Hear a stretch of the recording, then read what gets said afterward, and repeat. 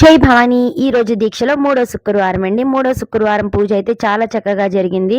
Mummy daddy అయితే ఇలా అమ్మవారికి పడిన అయితే చక్కగా అమ్మవారికి ఇష్టమైన పడిన అయితే వెలిగించారు.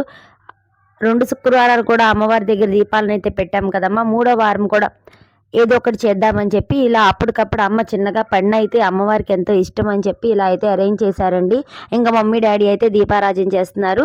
ఇంట్లో ఉన్న ఫ్రూట్స్ని చక్కగా ఇలా అమ్మవారి దగ్గర అలంకరణ చేసుకొని అటు సైడ్ ఇటు సైడ్ 9 దీపాలు వచ్చేటట్లుగా పెట్టుకొని ఇలా బనానాస్ని అయితే కట్ చేసి పడిలాగా అయితే అరేంజ్ చేసుకున్నామండి. పడైతే చాలా చక్కగా వెలిగించాము. చాలా హ్యాపీ అనిపించింది. ఈ వారం కూడా ఏది మిస్ అవ్వకుండా అమ్మవారికి చక్కగా చేశామని.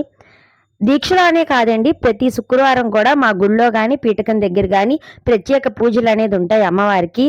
మాది నిత్య పీఠకము. పీఠకం దగ్గర పూజ అనేది ఎప్పటికీ కూడా ఆపకూడదు, చేసుకుంటూనే వెళ్ళాలి.